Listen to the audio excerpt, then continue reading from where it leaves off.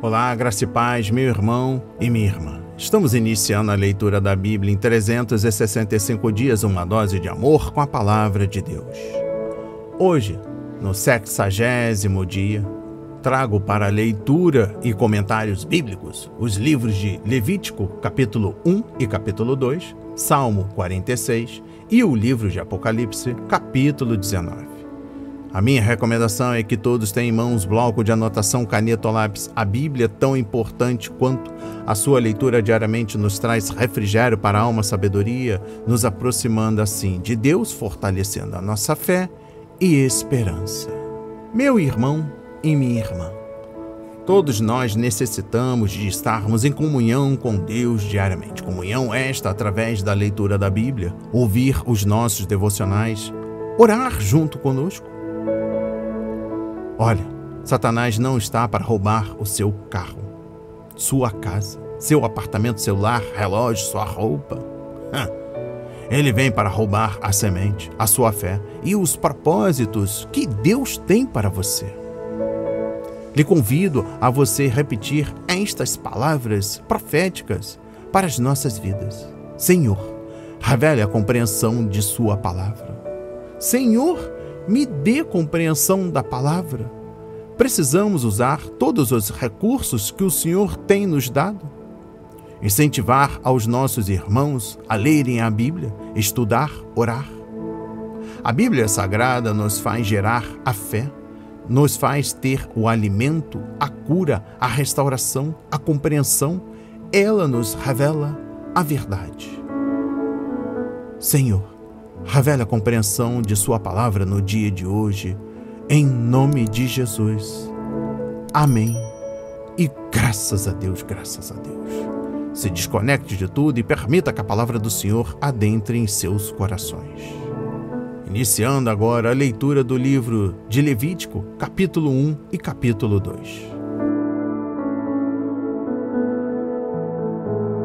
Os holocaustos. O Senhor chamou Moisés e da tenda do encontro lhe disse: Fale aos filhos de Israel e diga-lhes: quando alguém trouxer oferta ao Senhor, traga um animal do rebanho de gado ou do rebanho de gado miúdo. Se a oferta for holocausto do rebanho de gado, o homem trará um macho sem defeito. Ele o trará à porta da tenda do encontro para que o homem seja aceito diante do Senhor. Porá a mão sobre a cabeça do holocausto para que seja aceito a favor dele para a sua expiação. Depois matará o novilho diante do Senhor. Os filhos de Arão, os sacerdotes, apresentarão o sangue e o aspergirão ao redor sobre o altar que está diante da porta da tenda do encontro. Então ele tirará o couro do animal e o cortará em pedaços. E os filhos do sacerdote Arão acenderão fogo sobre o altar e porão em ordem lenha sobre o fogo.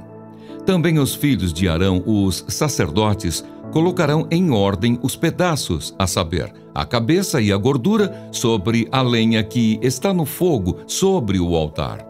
Porém as entranhas e as pernas, o sacerdote as lavará com água e queimará tudo isso sobre o altar. É holocausto, oferta queimada de aroma agradável ao Senhor. Se a oferta for de gado miúdo, de carneiros ou de cabritos para holocausto, trará um macho sem defeito. E matará o animal ao lado do altar, para o lado norte, diante do Senhor. Os filhos de Arão, os sacerdotes, aspergirão o seu sangue sobre o altar ao redor. Depois, ele o cortará em pedaços, junto com a cabeça e a gordura. E o sacerdote os porá em ordem sobre a lenha que está no fogo sobre o altar. Porém, as entranhas e as pernas serão lavadas com água. E o sacerdote oferecerá tudo isso e o queimará sobre o altar. É holocausto, oferta queimada de aroma agradável ao Senhor. Se a oferta ao Senhor for holocausto de aves, trará a sua oferta de rolinhas ou de pombinhos. O sacerdote a trará ao altar. Destruncará a cabeça da ave sem a separar do pescoço e a queimará sobre o altar. O sangue da ave ele o fará correr na parede do altar. Tirará o papo com suas penas e o jogará junto ao altar para o lado leste, no lugar da cinza. Então abrirá a ave, puxando pelas asas, mas sem separá-la em duas metades. O sacerdote a queimará sobre o altar, em cima da lenha que está no fogo. É holocausto, oferta queimada, de aroma agradável ao Senhor. As ofertas de cereais. Quando alguma pessoa fizer oferta de cereais ao Senhor, a sua oferta será da melhor farinha. Derramará azeite sobre a farinha e porá incenso sobre ela. Levará a oferta aos filhos de Arão, os sacerdotes, e um deles pegará um punhado da melhor farinha e do seu azeite com todo o seu incenso e os queimará como porção memorial sobre o altar. É a oferta queimada de aroma agradável ao Senhor. O que ficar da oferta de cereais será de Arão e de seus filhos. É coisa santíssima das ofertas queimadas ao Senhor. Quando você trouxer oferta de cereais assada no forno, será de bolos, sem fermento, feitos com a melhor farinha, amassados com azeite e pãezinhos bem finos, sem fermento e untados com azeite. Se a oferta que você trouxer for de cereais cozida na assadeira, será da melhor farinha sem fermento, amassada com azeite. Você a partirá em pedaços e derramará azeite sobre ela. É a oferta de cereais. Se a oferta que você trouxer for de cereais preparados na frigideira, deverá ser da melhor farinha com azeite. E a oferta de cereais que será feita daquilo, você a trará ao Senhor. Será apresentada ao sacerdote, o qual a levará ao altar. Da oferta de cereais, o sacerdote pegará a porção memorial e a queimará sobre o altar. É a oferta queimada, de aroma agradável ao Senhor. O que ficar da oferta de cereais será de Arão e de seus filhos. É coisa santíssima das ofertas queimadas ao Senhor. Nenhuma oferta de cereais que você apresentar ao Senhor será feita com fermento, porque vocês não devem queimar nem fermento, nem mel como oferta ao Senhor. Vocês podem trazê-los ao Senhor como oferta das primícias, mas não os porão sobre o altar como aroma agradável. Tempere com sal todas as suas ofertas de cereais. Na sua oferta de cereais, você não deixará faltar o sal da aliança do seu Deus. Em todas as suas ofertas, você aplicará sal. Se você trouxer ao Senhor oferta de cereais das primícias, faça a oferta de cereais das suas primícias de espigas verdes, tostadas ao fogo, isto é, os grãos esmagados de espigas verdes. Derrame azeite sobre ela e por cima ponha incenso. É a oferta de cereais. Assim o sacerdote queimará a porção memorial dos grãos de espigas esmagados e do azeite, com todo o incenso. É a oferta queimada ao Senhor.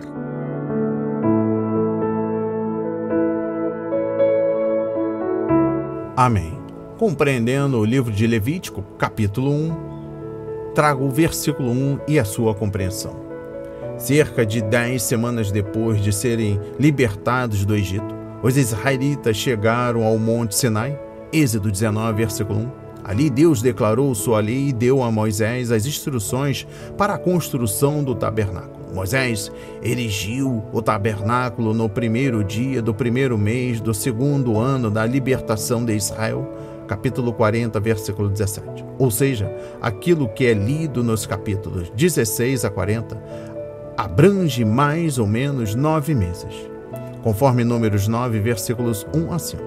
O livro de Números se inicia com um censo feito no primeiro dia do segundo mês do segundo ano, capítulo 1, versículo 1. Isso significa que o que foi registrado nos relatos de Levítico durou aproximadamente um mês. O tabernáculo estava pronto para o uso e agora Deus tinha dado aos sacerdotes as instruções necessárias para as ofertas e os vários sacrifícios. Exposição bíblica dos versículos 2 a 17. Os holocaustos, veja também no capítulo 6, versículos 8 a 13, eram os sacrifícios básicos que expressavam devoção e dedicação ao Senhor. Quando nos rendemos a Deus, colocamos tudo sobre o altar, capítulo 1, versículo 9, e não retemos nada. O paralelo no Novo Testamento é Romanos 12, versículos 1 a 2, em que o povo de Deus é desafiado a ser como sacrifício vivo, totalmente submetido ao Senhor. O significado da oferta é visto na repetição das expressões ao Senhor e perante o Senhor, encontradas 6 vezes em Levítico 1, versículos 2, 5, 9, 13, 14 e 17. A transação no altar não era entre quem ofertava e sua consciência, ou entre o ofertante e a nação, nem mesmo o devoto e o sacerdote. A questão envolvia a pessoa que fazia a oferta ao Senhor. E eu finalizo a compreensão de Levítico, capítulo 1, compreendendo o versículo 9. Como Deus é espírito, ele não tem corpo. Contudo, termos físicos são usados nas Escrituras para descrever suas ações e reações. Neste caso, Deus é descrito como quem cheira um suave aroma e agrada-se dele. Quando Jesus morreu na cruz, seu sacrifício foi cheiro agradável a Deus, Efésios 5, versículo 2. E nossas ofertas a ele devem seguir esse exemplo, Filipenses 4, versículo 18. Deus instruiu os sacerdotes para que mantivesse a chama sempre acesa no altar. Eles deveriam remover as cinzas do altar e então atirá-las em um lugar limpo, fora do acampamento. É como se Deus originalmente acendesse essa chama quando os sacerdotes eram dedicados e iniciavam o ministério. Levítico 9, versículo 24. Levítico capítulo 2 e sua compreensão. Exposição bíblica dos versículos 1 a 16. Essa oferta representa Jesus Cristo como o pão da vida. João 6, versículos 33 e 34. O homem perfeito que alimenta nosso ser interior quando o adoramos e meditamos em sua palavra. Compreensão do versículo 11. Fermento e mel eram proibidos nas ofertas de cereal. Os judeus associavam fermento como o mal por causa das regras da Páscoa. Êxodo 12, versículos 19 e 20 e Lucas 12, versículo 1. Também encontramos em 1 Coríntios capítulo 5, versículo 8. E certamente não havia pecado algum em Jesus Cristo. Já o mel é a substância mais doce que a natureza produz, mas o caráter perfeito de nosso Senhor era divino e não deste mundo. O fato de que tanto o fermento quanto o mel podem ser usados para fermentar pode ser também um motivo para que seu consumo tenha sido proibido. E finalizando a compreensão de Levítico, capítulo 2, trago o capítulo 16 para a compreensão. A oferta queimada, a oferta de cereal e a oferta de bebida representam dedicação e comprometimento com Deus e sua obra. O derramar do vinho simbolizava uma vida oferecida em dedicação ao Senhor. Na cruz, Jesus derramou-se como água, Salmos 22, versículo 14, e derramou sua vida até a morte, Isaías 53, versículo 12, o que literalmente quer dizer doar-se totalmente. Paulo se viu derramado como uma oferta de bebida em benefício dos irmãos filipenses, alegrando-se com o sacrifício deles. Filipenses 2, versículo 17. E, na prisão romana, ele se considerou derramado como oferta de bebida, 2 Timóteo capítulo 4, versículo 6, ao antecipar seu martírio.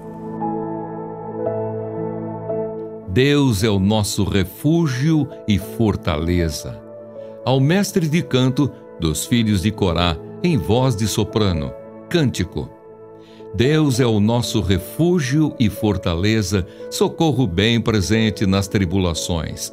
Portanto, não temeremos, ainda que a terra se transtorne e os montes se abalem no seio dos mares, ainda que as águas tumultuem e espumejem, e na sua fúria os montes estremeçam.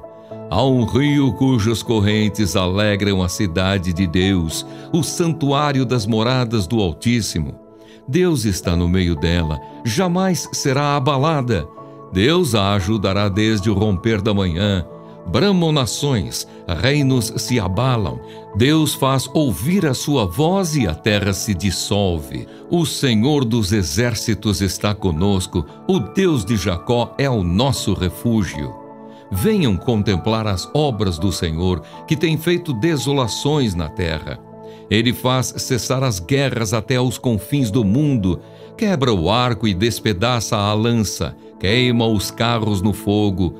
Aquietem-se e saibam que eu sou Deus. Sou exaltado entre as nações, sou exaltado na terra. O Senhor dos exércitos está conosco. O Deus de Jacó é o nosso refúgio.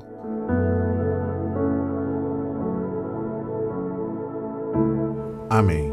Compreendendo o livro de Salmos, capítulo 46, exposição bíblica dos versículos 1 a 3. A palavra traduzida por refúgio no versículo 1 significa um abrigo, uma rocha firme, enquanto a expressão torre segura, versículos 7 e 11, significa uma fortaleza, uma torre alta. As duas palavras declaram que Deus é refúgio seguro para o povo quando parece que tudo ao redor está desmoronando. Compreendendo o versículo 1, a palavra adversidade descreve a situação de pessoas em lugares apertados, em canto e incapazes de sair. Quando isso ocorre, a admoestação é: não tenham medo. Quando os oficiais assírios ameaçaram Jerusalém, Isaías disse ao rei: não tenha medo das palavras que você ouviu, das blasfêmias. 2 de Reis, capítulo 19, versículo 6. A torre pode mudar, os montes podem ser arremessados violentamente no mar. Terremotos e maremotos podem ocorrer, mas todas as coisas estão sob o controle de nosso Senhor soberano. Compreendendo o versículo 3, as águas no versículo 3 também podem simbolizar a inquietação das nações, mencionada no versículo 6, conforme Daniel 7, versículos 2 e 3, Lucas 21, versículos 25, Apocalipse, capítulo 13, versículos 1 e capítulo 17, versículo 15. As circunstâncias podem mudar, mas a aliança de Deus com o seu povo nunca será alterada. Isaías 54, versículo 10. Ele é nossa torre alta e nosso refúgio nas incertezas da vida. Compreendendo o versículo 4, a cena passa para a cidade de Jerusalém, onde o povo está confinado por causa do exército assírio, acampado à sua volta. A água era um bem precioso na Palestina, principalmente em Jerusalém, uma das poucas cidades antigas que não foram construídas perto de um rio. Compreendendo o versículo 7, o comandante dos exércitos do Senhor está sempre conosco. Josué 5, versículos 13 a 15. Pois ele é Emanuel, Deus conosco. Aleluia. Mateus 1, versículo 23. E também dê uma conferida em Isaías 7, versículos 14 e capítulo 8, versículo 8. Sejam quais forem as circunstâncias, podemos beber no rio de sua alegria e bênção e encontrar a paz e a força de que precisamos. Exposição bíblica dos versículos 8 a 11. Estes versículos refletem os campos em redor de Jerusalém, onde os soldados assírios estavam mortos em meio às armas e equipamentos espalhados e em pedaços.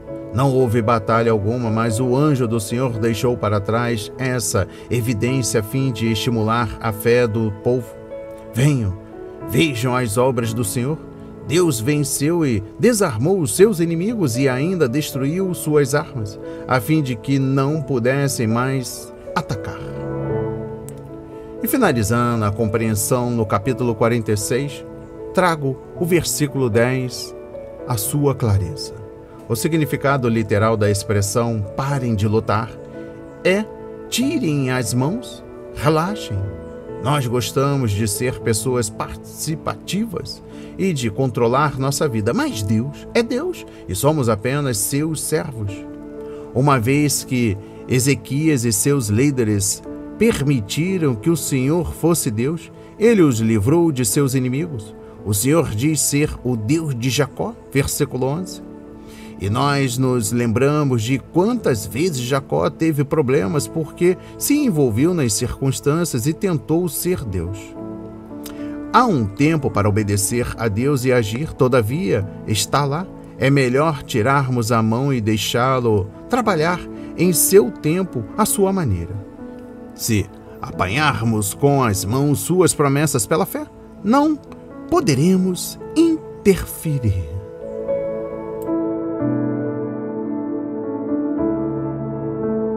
Depois destas coisas, ouvi no céu o que parecia ser a voz forte de uma grande multidão, dizendo: Aleluia! A salvação, a glória e o poder são do nosso Deus, porque verdadeiros e justos são os seus juízos, pois julgou a grande prostituta que corrompia a terra com a sua prostituição, e das mãos dela vingou o sangue dos seus servos. E disseram pela segunda vez: Aleluia! E a sua fumaça sobe para todo o sempre. Os 24 anciãos e os 4 seres viventes se prostraram e adoraram a Deus, que está sentado no trono, dizendo: Amém! Aleluia! As bodas do Cordeiro. E do trono saiu uma voz que dizia: Louvem o nosso Deus, todos vocês, os seus servos, todos os que o temem, os pequenos e os grandes. Então ouvi o que parecia ser a voz de uma grande multidão, uma voz como de muitas águas e como de fortes trovões, dizendo: Aleluia! Pois reina o Senhor, nosso Deus, o Todo-Poderoso. Alegremo-nos, exultemos e demos-lhe a glória, porque chegou a hora das bodas do Cordeiro, e a noiva dele já se preparou. A ela foi permitido vestir-se de linho finíssimo, resplandecente e puro, porque o linho finíssimo são os atos de justiça dos santos. Então o anjo me disse: Escreva: Bem-aventurados aqueles que são chamados à ceia das bodas do Cordeiro. E acrescentou: São estas as verdadeiras palavras de Deus. Prostrei-me diante dos seus pés para adorá-lo. O anjo, porém, me disse: Não faça isso. Sou um servo de Deus, assim como são você e os seus irmãos, que guardam o testemunho de Jesus. Adore a Deus. Pois o testemunho de Jesus é o espírito da profecia. Cristo, o vencedor da besta e do falso profeta. Vi o céu aberto e eis um cavalo branco. O seu cavaleiro se chama Fiel e Verdadeiro, e julga e combate com justiça. Os seus olhos são como chama de fogo. Na cabeça dele há muitos diademas. Tem um nome escrito que ninguém conhece, a não ser ele mesmo. Está vestido com um manto encharcado de sangue, e o seu nome é Verbo de Deus. Os exércitos do céu o seguiam, montados em cavalos brancos e vestidos de linho finíssimo, branco e puro. Da sua boca sai uma espada afiada, para com ela ferir as nações. Ele mesmo as regerá com cetro de ferro, e ele mesmo é o que pisa o lagar do vinho do furor da ira do Deus Todo-Poderoso. No seu manto e na sua coxa está escrito um nome: Rei dos Reis e Senhor dos Senhores. Então vi um anjo posto em pé no sol. Ele gritou com voz forte, dizendo a todas as aves que voam pelo meio do céu: Venham, reúnam-se para a grande ceia de Deus, para comer carne de reis, carne de comandantes, carne de poderosos, carne de cavalos e seus cavaleiros, carne de todos, quer livres, quer escravos, tanto pequenos como grandes. E vi a besta e os reis da terra com os seus exércitos, reunidos para fazer guerra contra aquele que estava montado no cavalo e contra o seu exército. Mas a besta foi presa, e com ela foi preso o falso profeta, que com os sinais feitos diante da besta, seduziu aqueles que receberam a marca da besta e eram os adoradores da sua imagem. Os dois foram lançados vivos dentro do lago de fogo que queima com enxofre. Os outros foram mortos com a espada que saía da boca daquele que estava montado no cavalo. E todas as aves se fartaram das suas carnes. Amém. Compreendendo o livro de Apocalipse, capítulo 19, exposição bíblica dos versículos 1 a 10. O cântico enfatiza os atributos de Deus, que é a maneira adequada de honrá-lo. Não nos alegramos com os pecados da Babilônia, nem mesmo com a magnitude de sua queda. Nós nos alegramos porque Deus é justo e verdadeiro, e porque Ele é glorificado por seus juízos santos. Compreendendo o versículo 1, quando a Babilônia caiu na terra, a ordem foi dada no céu. Celebre o que se deu com ela. Capítulo 18, versículo 20. E o que compreendemos nesta sessão é a resposta do céu a essa ordem. Aleluia! Exposição bíblica dos versículos 5 a 6. Deus estava reinando no trono dos céus, mas aqui Ele está prestes a conquistar os tronos da terra, bem como o reino de Satanás e da besta. Em sua soberania, o Altíssimo permitiu que seres humanos perversos e anjos caídos fizessem todo o mal possível, mas chegará o tempo de ser feita a vontade de Deus na terra e no céu. Exposição bíblica dos versículos 7 a 10. A noiva é a igreja, conforme 2 Coríntios capítulo 11, versículo 2 e Efésios 5, versículos 22 a 33. E o noivo é Jesus Cristo, o Cordeiro, conforme João 3, versículo 29. Em um casamento, a atenção de todos normalmente é concentrada na noiva. Neste caso, contudo, o noivo é quem recebe a honra. Regozijemo-nos, vamos alegrar-nos e dar-lhe glória. A noiva do Cordeiro está vestida de atos justos dos santos. Quando a noiva chegou ao tribunal de Cristo no céu, ela não estava nem um pouco bonita. Na verdade, estava coberta de marcas, rugas e manchas, de acordo com Paulo em Efésios 5, versículo 27. Mas agora, ela está radiante em sua glória. Compreendendo o versículo 7, no tribunal de Cristo as obras da igreja serão julgadas e todas as suas marcas e manchas removidas. Uma vez que isso estiver concluído, a igreja estará pronta para retornar à terra com seu noivo no fim da tribulação, a fim de reinar com ele na glória. Alguns estudiosos acreditam que toda a era do reino será o casamento. Exposição bíblica do versículo 11 e o capítulo 20, versículo 3. João descreveu o conquistador, capítulo 19, versículos 11 a 16, e em seguida suas conquistas. Capítulo 19, versículos 17 e capítulo 20, versículo 3. O cavaleiro no cavalo branco é o falso Cristo, mas este cavaleiro é o verdadeiro Filho de Deus. Ele não está vindo nos ares para levar as pessoas para casa. 1 Tessalonicenses, capítulo 4, versículos 13 a 18. Mas está vindo à terra com o seu povo, com o objetivo de vencer seus inimigos e estabelecer o seu reino. Compreendendo o versículo 15, a espada afiada é um símbolo da palavra de Deus, conforme versículo 21. Isso está de acordo com o fato de que Cristo consumirá o inimigo com o sopro de sua boca. 2 de Tessalonicenses, capítulo 2, versículo 8. Nós já deparamos com um cedro de ferro. Apocalipse 2, versículo 27, capítulo 12, versículo 5. Um símbolo de sua justiça enquanto ele reina sobre a terra. A imagem do lagar do vinho deve ser associada ao julgamento no Amargedon, conforme capítulo 14, versículos 14 a 20. E também o livro do profeta Isaías, capítulo 63, versículos 1 a 6. Compreendendo o versículo 16, o nome mais importante de Cristo é Rei dos Reis e Senhor dos Senhores.